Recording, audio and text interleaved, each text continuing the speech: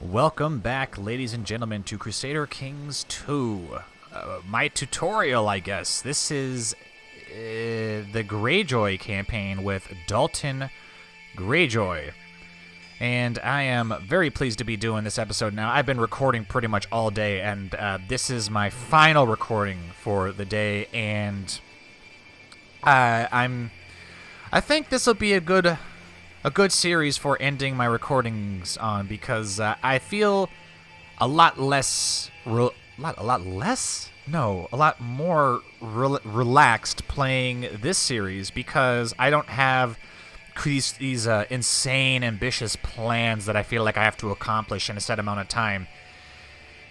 But all of that said, enough about me.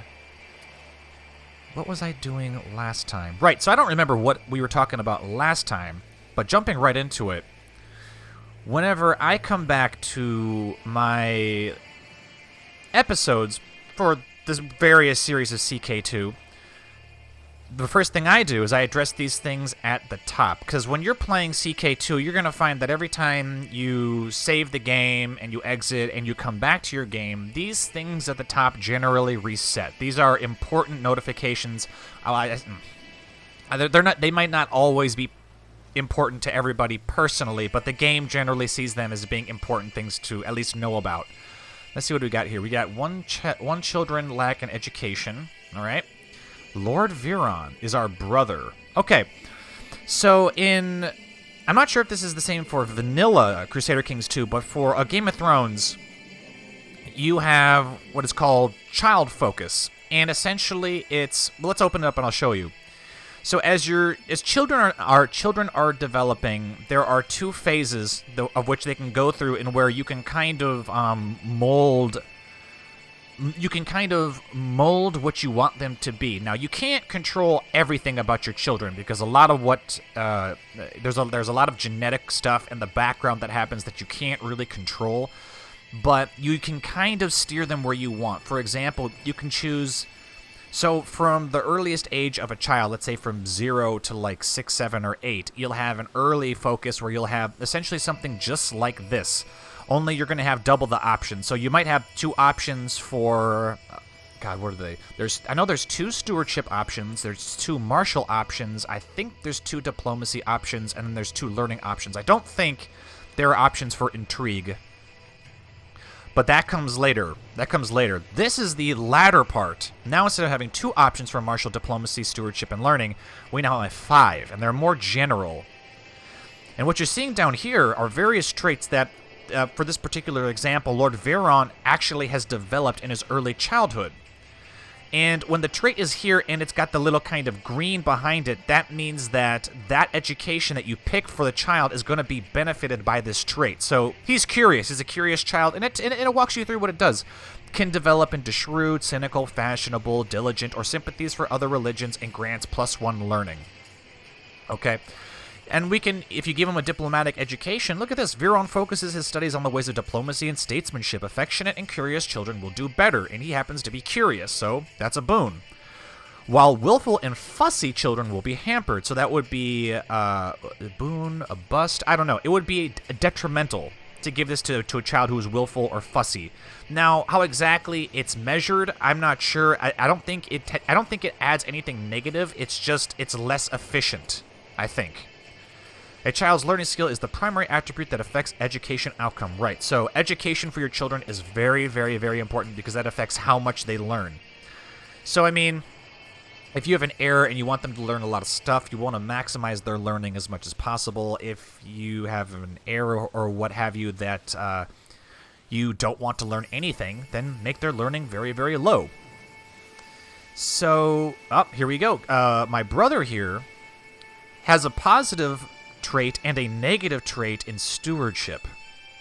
So I don't know if that really equals out, but that probably means there's going to be some good and there's going to be some bad. If I pick diplomacy, it's going to be overall good, and if I pick any of these other ones, it'll be pretty average. I'm not sure you can pick the learning education. Yeah, you can't do that for Westerosi characters for this mod, in the Game of Thrones mod, but in other games, other mods like Elder Kings, you can choose learning, and that goes down a different branch. Let's see, Lord Viron. Well, I mean, we're Greyjoy, So we probably want our people to be martial focused as much as possible. Great. All right, so we handled that. We handled that business, and that little notification went away on its own. Now, here's the thing. By default, you're not going to be just in charge of your children's upbringing. The game is also going to kind of give you some say in the upbringing of childlike characters who are close to your character. So, for example, I have a lot of young siblings here. I am most likely going to be in charge of their education. See, there we go. Lady Gudrun, my sister, has an empty focus, and I can choose what it is. I'm just going to pick more martial because, again, we're Greyjoy, and we want to have martial. Okay, here we go. Awesome. So because he's I think, age 8, Lord Graydon has more choices here.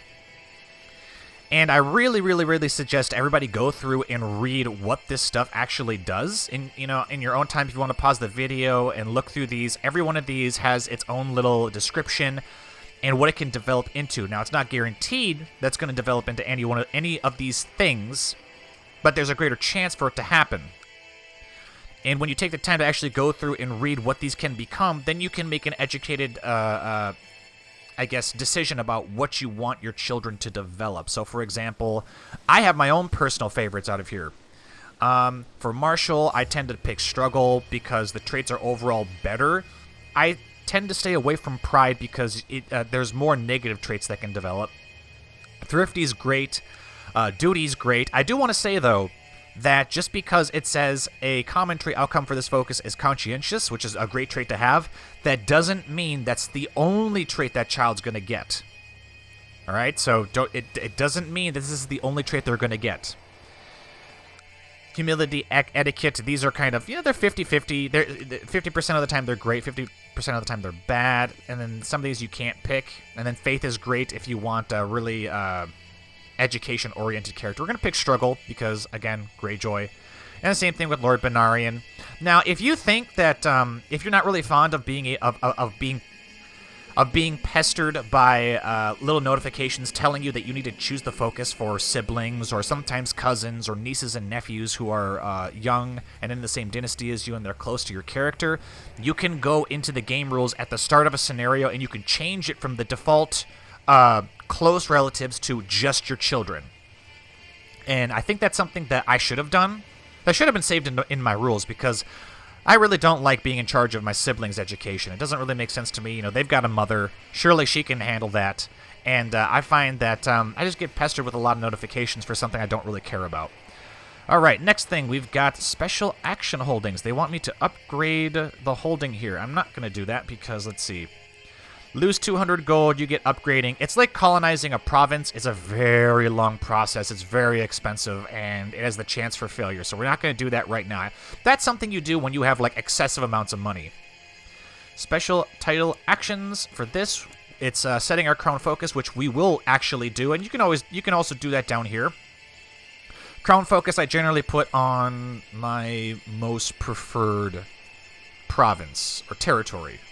That's what I would say. You can make, and all it does is it increases the chances of prosperity.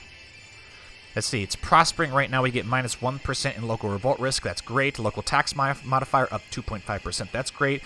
Disease resistance does go down because in theory there's a lot of people and commerce and stuff. Levy reinforcement rate also goes up, but you can counter the disease resistance from the little penalty here in your refuge. So we could easily build a refuge and probably negate that.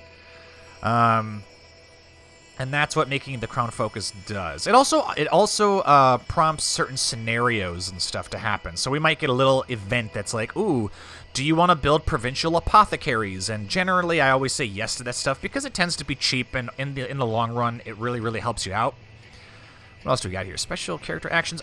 We can host a wedding for ourselves. It's expensive, but I think it would be good to do because, I mean, let's see, till the 30th, that means for almost a year, we would have minus 2.5% revolt risk and plus 10 vassal opinion. Yeah, we'll do it. And plus there's a chance to increase fertility with the wife, which is always good. She's not too fond of us. Zealous. It's because she's zealous. Okay, because she's zealous, and she's a Northman, and she's of the Faith of the Seven, it would be prudent if we could get her to become a worshiper of the drowned god ASAP. So what we're going to do, what is he doing? What is my drowned man doing? Performing charity in Pike. He cannot change what he's doing until October. Ooh, that's rough. Okay, well, we're going to let him continue to perform charity. Charity is great, but when October comes around, we need to remember to change him to proselytizing and put him down here in Pike, if we're able to, because what he'll do is he'll convert errant subjects. So there's a chance he'll convert my wife to the drowned god, which will mean she will actually lose her little -25 penalty and the -20 penalty, and she'll love us, which is what we want. All right, and we've taken care of all of our notifications, so we have got a clear screen, and we can move on to what is next. All right. Oh, I mean, I've already clicked on it, so I guess you guys can assume is that after I've handled the notifications, I go to the Factions tab, and I look to see what kind of factions are here. Right now, we've got nothing, which is generally good. It's generally good to have nothing. It's even better to have a Liege Loyalist faction. But in here, you can get all sorts of different factions that grow, and they vary. They vary in what they do. A Liege Loyalist faction, obviously, is a faction of your vassals who are loyal to you, and generally that's a good thing. If you have a strong Liege Loyalist faction, they generally will support you in everything you do, and they'll even combat other factions that are trying to oppose you. Now, if you don't have that, but you're rather unpopular, you might start seeing factions arise that want various things, like they want to increase council power, or they want to change the succession type, or they want to change the government type, or they want to just depose your character, or they want to take the throne for themselves, or if you're a king of, let's say, the Iron Throne, you might have factions growing for independence. And if they grow too large, then what they'll do is they'll prompt you with a little event where they pretty much tell you, they make an ultimatum. They say, look, this is what we want, and you have a choice of either giving it to them or refusing, and refusing most of the time, 9 times out of 10, leads to war. And generally the AI waits till they have a lot of soldiers.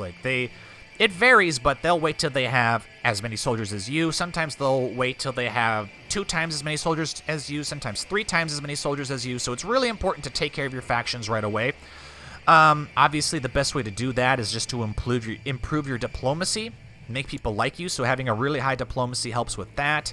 Having a justiciar with a really high diplomacy, going around doing diplomatic missions, performing statecraft, all that will make people like you more and will most likely reduce the chances of negative factions forming. Other things you can do is you can use your Spy Master with this neat little ability here called Scheming. Now, I normally have my Spy Master scheme just for uncovering plots. It's really, really useful for just trying to figure out what's going on in the backgrounds and your capital, or, well, I really wouldn't suggest. Okay, well, I shouldn't say that. Normally I put my Spy Master to scheme in my capital because I see that as kind of like the head of the empire. I want to know what's going on, so going to the top is probably the easiest way to do that. If I know for a fact there is a faction, and let's say the faction wants to depose me, it's going to have a faction leader. It's going to have who they want to stand in their place, or who they want the faction to benefit, and then all their supporters. If you take your Spy Master and you put them on Scheme, you can actually put them wherever the leader of that faction is, and over time you're going to get chances. You're going to get chances where your Spy Master can actually get an opportunity to discourage the leader, or to discourage followers of that faction from associating with that faction, and that tends to be a more diplomatic way, a diplomatic and intrigue way of kind of limiting a faction's power. If you have a really, really good Spy Master and, I don't know, a good enough diplomacy skill, you can outright destroy factions without having to go to war whatsoever. So that's really, really good and really, really useful. But we seem to have it. But the game has just kind of started, so there's not really been a lot of time for factions to develop. So we're good on this account. Ooh. News from Griffin's Roost, my lord. During the war on Dragonstone, the Dragon Riders Prince Aemond and Sir... Okay, so this is a scripted battle. I'm gonna actually tell him to not bother me with that anymore, because I don't care what's going on in the Dance of Dragons. No known plots, no prisoners, no threats. That's great. I'm going to actually turn on auto stop plots just so that if there is a plot that's negative towards me, we're going to automatically take care of it. We don't have to worry about it. My spy master or justiciar, whoever's in charge of that, will take care of that. Okay, minor titles. This is something important. This you want to come back and you want to periodically check. You don't want these to remain empty, and if they do get empty, you're going to get notifications saying, hey, you know, you've got minor titles that you can give out. First things first, I'm going to auto-assign commanders because people, the AI are constantly doing things on their own while you're doing your own stuff, and they might do something that might make them ineligible to be a commander for you. So what will happen is, what might happen is, let's say that you don't check your commanders list for quite some time, and then all of a sudden you find yourself in a war. All right? Well, for your armies, you need commanders, because if you don't, you're going to be at a huge disadvantage. But when you go to assign your commanders, you might only have 2-3 commanders. But here, you know, we've got 1, 2, 3, 4, 5, 6 spots for potential commanders. So if you only have 3 commanders, but the potential for 6, then you're kind of forced to go here and look at the open vacancies for the commanders, and then you have to pretty much assign them manually on your own. By just auto-assigning commanders, you save a lot of time because the computer's going to be finding commanders and giving them those titles on their own. Sometimes they pick pretty bad commanders, though. Like Lord Ralph here of Old Wick, who's only got 7 martial. He's not a very good commander. In my honest opinion, I think you want 10 to 20 is generally decent. Anything below 10 is terrible. I mean, it says he's a decent commander. I don't believe that. I've lost too many battles with people who have sub-10 martial, so I generally don't let anyone who has sub-10 martial lead my armies. Like I said, 10 to 20 is decent. 20 plus is amazing. You want to get people who have 20 plus martial. If you can get that, then you'll generally win the vast majority of your battles. Because the AI sometimes doesn't think about who they're using for their commanders, and so you might fight an army of 10,000 men that has 2 open flanks, no commanders, and the commander leading the center only has like 15. Whereas if all of you, if both your flanks and your center have plus 20 martial, even if you're outnumbered, you still have a really good chance of winning just because your commanders are so much better. But that aside, let's go find some people that we can give these titles to. Now, these particular titles right here, Master of the Bow, Master of the Blade, Champion, those are kind of innocuous. I generally want to give them to people who I can benefit from getting the little disposition bonus, because each time you give these away, it shows you. The Champion gives you a little description of what they do. It says opinion plus 5 monthly prestige. It helps them. They like you more. Now, the Cupbearer is interesting, and you need to be very careful with who you pick for your Cupbearer because you want to have someone really, really loyal to you. Because the Cupbearer is a means of potential assassination for your character. If you have someone who's your Cupbearer and they hate you, they're not going to try as hard to stop someone from poisoning you. So, the guy at the top of the list is Hotho, our spy master. Now, while I'm tempted to give him the Cupbearer title, I'm not going to. And the reason I'm not going to do that is because if I make him the Spy Master and the Cupbearer, he pretty much has the key to the kingdom, and that if anybody wants me dead, all they have to do is get his loyalty, and Dalton will be killed through poison because he's both the Spy Master and the Cupbearer. So what I'm going to do is I'm going to pick the next guy, who is this powerless Courtier. Right? So now the enemy not only has to get my Spy Master on their side, but they also have to get Ernie here to like them as well. The Court Jester is an odd title because it actually is negative. It actually makes them dislike you. So oftentimes I won't even use this title, except to punish people I don't like. For example, Yorka here, who used to be a concubine of mine, but now she's stuck on the Iron Isle. She can't get out of here, so I'm going to make her the Court Jester just to kind of mock her. Now, the designated regent is extremely important because in any kind of instance where your character becomes, quote, unplayable, you're going to have a regent. So if, let's say, your character gets wounded in combat and they become bedridden, you're going to need a regent, someone who's going to rule in your stead. And generally, you want the person who is your regent to like you. And oftentimes it helps if they're related to you. right? And regencies also cover rulers who are too young to rule the kingdom. So if you've got a character who is younger than 16, technically they're not old enough to rule the realm, and they're going to have a regency. So it's really important that you have the regent that likes you and or is related to you, because if they don't like you, guess what? They're going to try to kill you. And it is quite traumatic being a child trying to survive a regent who's trying to kill you so that you can end the regency. Right? It's quite a terrifying experience. Something one of my war council advisors made clear to me was there are certain family members that you actually don't want to give your titles to. And the reason, and I think what they were talking about was, I don't want to make my mother the regent. Now you might think, well, she's your mother, like she won't do anything to harm you.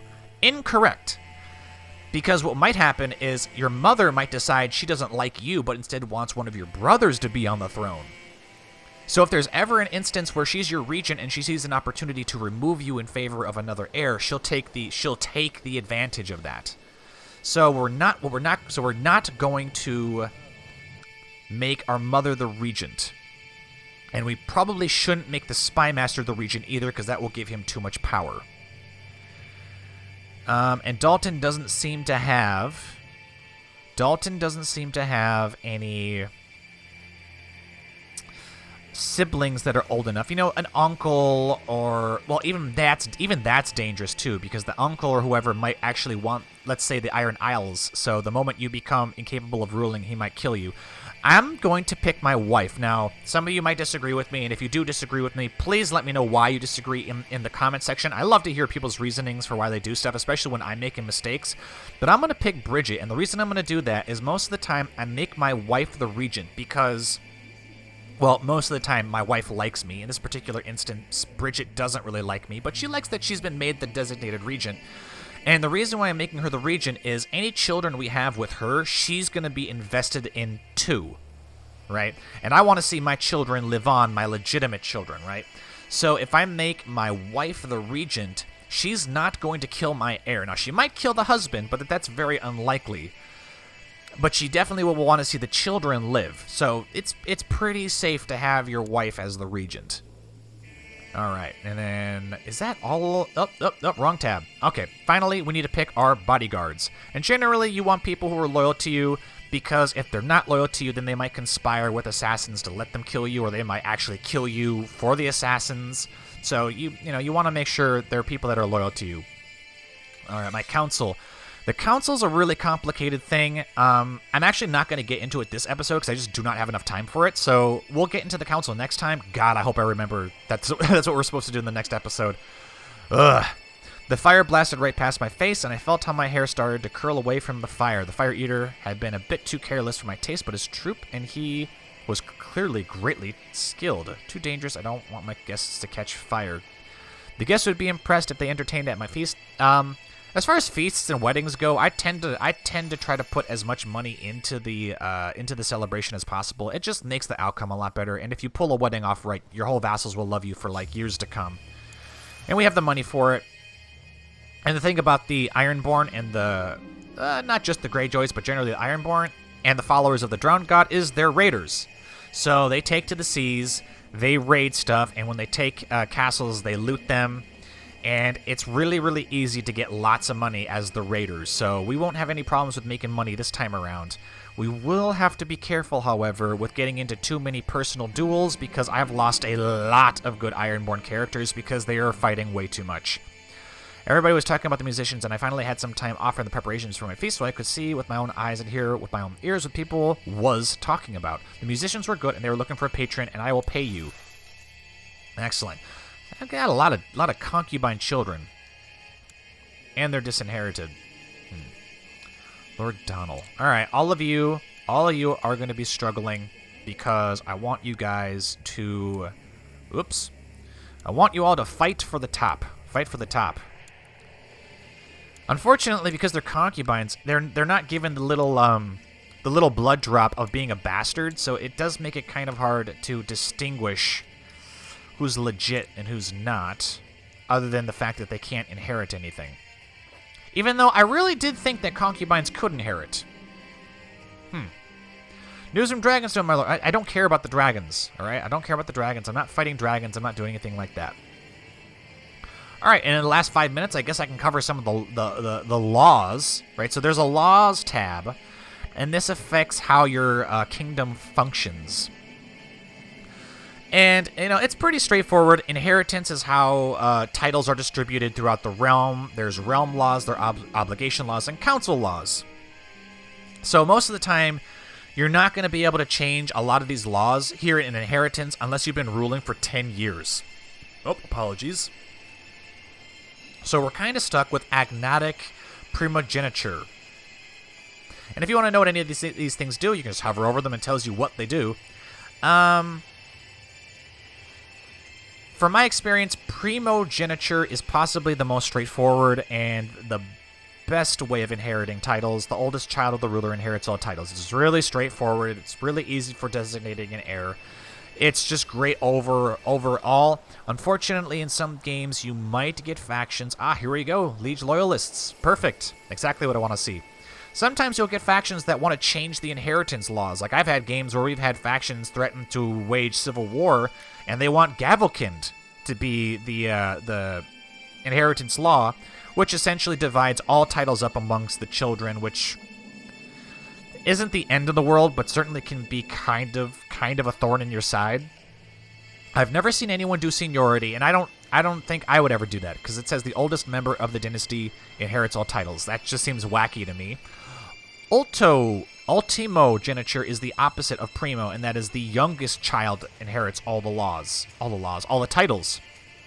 Again, kind of weird. I wouldn't pick this because that pretty much guarantees that you're going to have a lot more regencies, and I don't like regencies. And an elective monarchy is the absolute worst thing that could happen because essentially that means that people get to vote. And then it comes down to whoever is the most popular and most well-liked is, or who has the highest intrigue, is going to be elected. So then that forces you to raise your children either diplomatically or intrigue if you want to constantly be elected, which is kind of a nuisance. The Ironborn are kind of different in that they've got the King's Moot, so they do sort of have a feudal election process, but most of the time it's a hereditary despotic kingdom. Realm laws. You got realm authorities, slavery, controlled realm inheritance. These laws will actually change depending on if you're an independent king or not. Right now we're not. We're kind of independent because we're in the middle of a mega war, but we were still a Lord Paramount.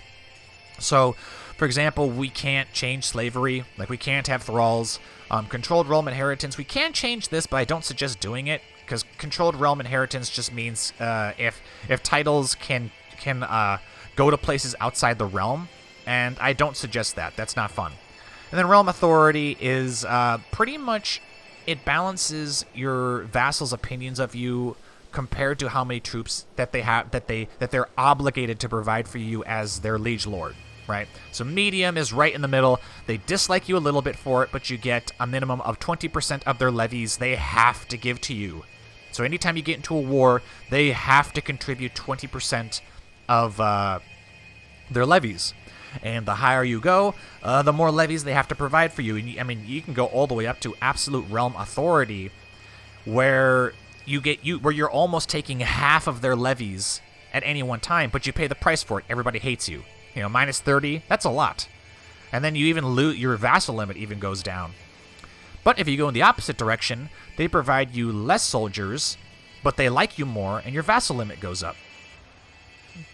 And then if you go to the minimum, autonomous vassals are a law unto themselves, ruling their fiefs like petty kingdoms. You can no longer appoint army leaders, revocation of titles disallowed. See, now that removes a lot of your power as a ruler, and I'm not fond of that. And then obligations are kind of the same thing. They're kind of the same thing, only it balances how much coin they're supposed to provide to you, or how many soldiers they're supposed to provide to you.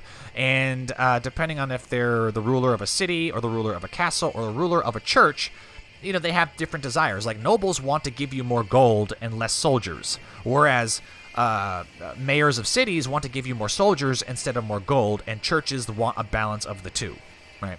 So, I mean, most of the time you can just leave this stuff the same, but as you get more familiar with the game, you'll learn, well, do I want my armies to be bigger, or do I want my treasury to be bigger? And that's a personal choice you can make. And then finally is council laws. So these council laws, and probably laws in general, change between mods. So for a Game of Thrones, most of the time when you're playing on this continent here, I don't know about the rest of the continent, but I have played in Westeros a lot. And for their council powers, they're going to look something like this. Diplomacy, justice, titles, and offices are all going to be under control of the ruler, meaning you decide what justice happens. Like, you decide who gets banished, you decide who gets exiled, you decide who goes to prison, you decide who gets executed, you decide who gets released.